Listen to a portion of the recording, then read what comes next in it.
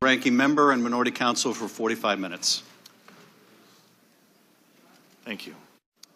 The call summary for which the Democrats want to impeach President Trump is dramatically different from their nefarious depiction of it. What it actually shows is a pleasant exchange between two leaders who discuss mutual cooperation over a range of issues. The Democrats claim this call demonstrates extortion, bribery, and a host of other monstrous crimes being committed against President Zelensky. Yet President Zelensky himself insists there was nothing improper whatsoever about the conversation. Indeed, the routine nature of the call helps to explain why, in this committee's last public hearing, Democrats recited a fictitious version of the call instead of reading the actual transcript. The Democrats depicted the president saying, quote, "I want you to make up dirt on my political opponent, understand? Lots of it, on this and on that," unquote. The transcript did not show President Trump saying anything remotely like that. The president did not ask Ukraine to make up dirt on anyone. But the Democrats are not trying to discover facts, they're trying to invent a narrative. And if the facts they need do not exist, then they'll just make it up. Not only does President Zelensky deny the Democrats' characterization of the call, but as Ambassador Taylor testified to this committee, the Ukrainians did not even know at the time of the call that a temporary delay was put on the security assistance for them. Furthermore, as the ambassador testified, these holds occur from time to time. Both he and Ambassador Volker were confident the delay would be lifted. And in fact, military aid to Ukraine has actually substantially improved since President Trump took office. Ambassador Taylor testified that President Trump was the first president to see that Ukraine was afforded Javelin anti-tank weapons. This was a very strong message that Americans are willing to provide more than blankets. This was the Obama administration's approach. Note this important fact. The security assistance was provided to Ukraine without the Ukrainians having done any of the things they were supposedly being blackmailed to do. So we're supposed to believe that President Trump committed a terrible crime that never actually occurred and which the supposed victim denies ever happened. I'd like to briefly speak about the core mistruth at the heart of the Democrats' impeachment drive. They claim the president tried to get the Ukrainians to, quote, manufacture dirt against his political rivals. This is supported by precisely zero evidence. Once again, the Democrats simply made it up. But let's consider the broader question about why President Trump may have wanted answers to questions about Ukraine meddling in 2016. The Democrats downplay, ignore, or outright deny the many indications that Ukrainians actually did meddle in the election. A shocking about-face for people who for 3 years argued that foreign election meddling was an intolerable crime that threatened the heart of our democracy. While the brazen suddenness of this U-turn is jarring, this denial is a necessary part of their argument. After all, if there actually were indications of Ukraine election meddling, and if foreign election meddling is a dire threat, then President Trump would have a perfectly good reason for wanting to find out what happened.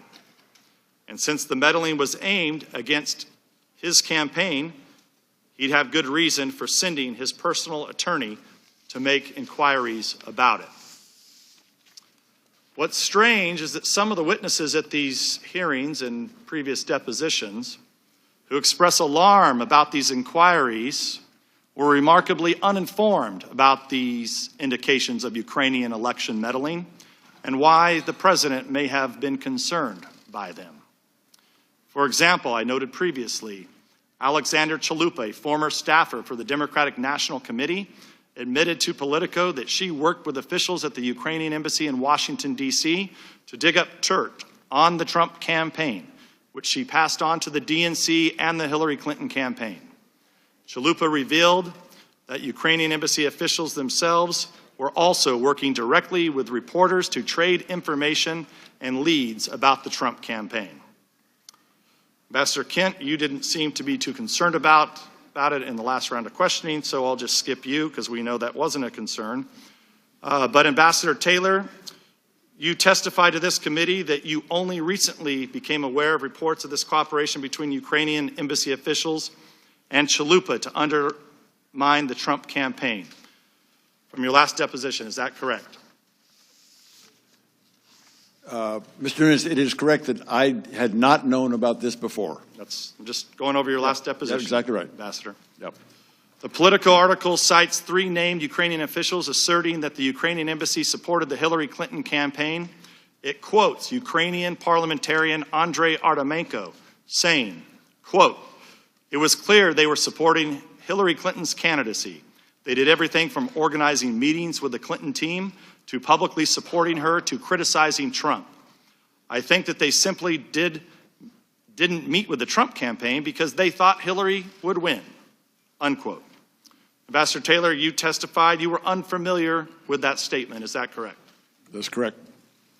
You also said you were unaware that then Ukrainian ambassador to the U.S., Valerie Chalet, wrote an op-ed in The Hill during the 2016 presidential campaign criticizing then candidate Trump. Is that correct? That is correct.